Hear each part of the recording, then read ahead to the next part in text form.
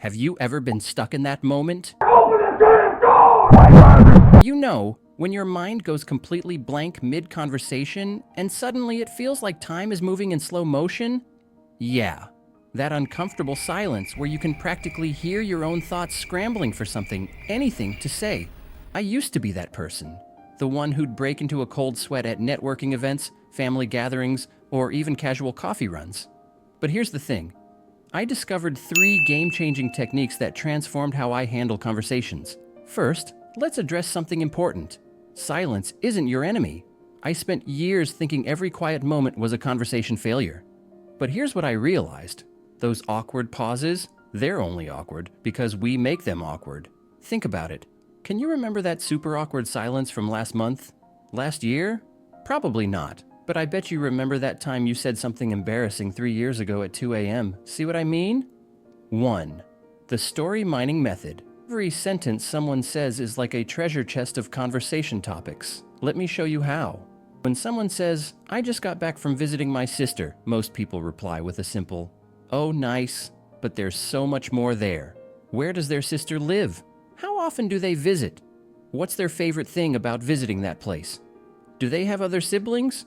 Each answer opens up new paths. It's like playing conversation chess. You're always thinking 3 moves ahead. 2.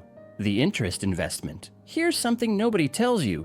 Interesting people are interested people. I used to think I needed amazing stories to be a good conversationalist. Wrong! I started reading random Wikipedia articles, trying new hobbies, even bad at them, watching documentaries about literally anything, taking different routes to work.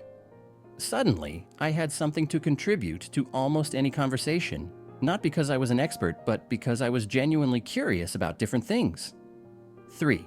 The curiosity technique. Remember when you were a kid and asked why about everything? That's your secret weapon. I started asking what seemed like obvious questions. How did you get into that? What made you choose that? What's that like?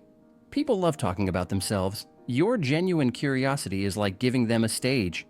But here's the real truth bomb. Sometimes, no matter what you do, conversations just don't flow. And that's okay.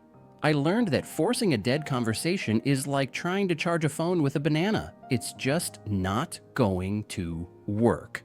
Signs to recognize when to let go. One-word answers repeatedly, no reciprocal questions, closed body language, constant phone checking. Once I accepted that not every conversation needs to be a hit, something magical happened. I became more relaxed in all my conversations. The pressure was off.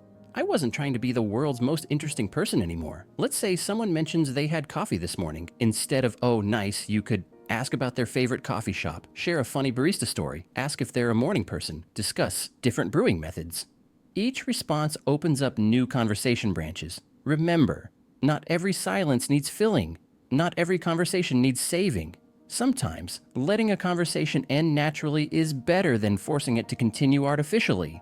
If you found these tips helpful, hit that subscribe button for more conversation hacks and social skills tips. And remember, the best conversations aren't perfect, they're authentic.